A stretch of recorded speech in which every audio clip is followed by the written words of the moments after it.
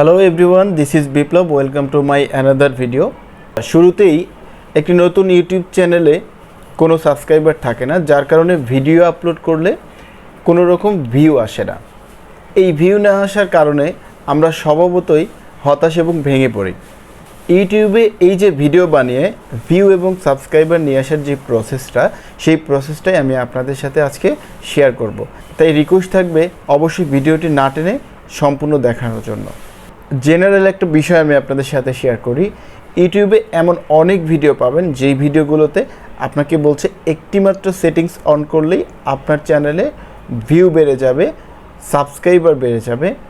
আসলে প্রকৃত অর্থে ইউটিউবে কিন্তু এ ধরনের কোনো সেটিংস নেই যে সেটিংসটাই আপনি অন করে দিলেই আপনার অনেক ভিউ হবে, অনেক সাবস্ক্রাইবার মুহূর্তের মধ্যে বেড়ে যাবে। তবে বন্ধুরা, হতাশ হওয়ার কোনো সুযোগ নেই। যারা নতুন ইউটিউবে ভিডিও কন্টেন্ট করছেন তাদের জন্য রয়েছে আশার আলো।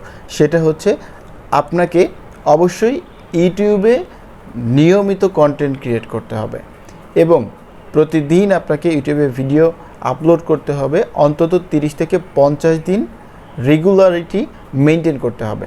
দেখুন, শুরুর দিকে হয়তোবা আপনি ভিডিও আপলোড করে আপনার পরিচিত বন্ধুবান্ধব বা আত্মীয় স্বজন যারা আছে, 2 জন 4 জন বা 10 জন সাবস্ক্রাইবার রয়েছে, তারা কিন্তু আপনার ভিডিওটি স্ট্রিমিং করবে।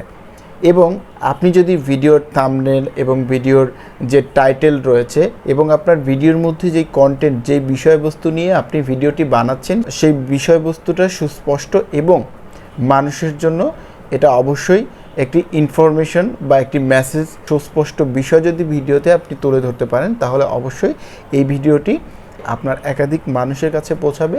আপনি যদি তথ্য নির্ভর কন্টেন্ট ক্রিয়েট করতে পারেন, তাহলে আপনি যে রিলেটেড ভিডিও বানাচ্ছেন সেই রিলেটেড বিষয়ের যে ভিডিওগুলো পূর্বে অনেক বেশি ভিউ পেয়েছে, সেই ভিডিওগুলোর নিচে কিন্তু সাজেস্ট করবে। নর্মালি যেটা দেখি, ইউটিউবে যেই ভিডিওটি অনেক বেশি ভিউ হয়েছে, যেই রিলেটেড ভিডিও, একই বিষয়ের উপরে অনেকগুলো ভিডিও কিন্তু ইউটিউব সাজেস্ট করে। আরও একটি গুরুত্বপূর্ণ বিষয় হচ্ছে আপনাকে অবশ্যই পাবলিক ডিমান্ডকে অ্যাড্রেস করতে হবে। পাবলিকের টেস্টটা আপনাকে বুঝতে হবে।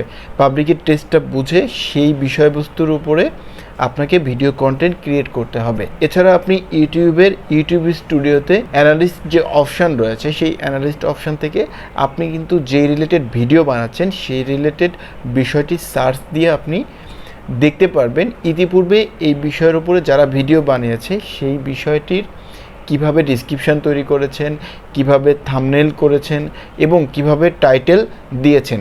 সেই অনুযায়ী, অবশ্যই কপি করবেন না, সেই অনুযায়ী আপনার মতো করে আপনি টাইটেল, ডেসক্রিপশন, থাম্বনেল তৈরি করে ভিডিও পোস্ট করতে পারেন। তো বন্ধুরা, অসংখ্য ধন্যবাদ আমার ভিডিওটি দেখার জন্য।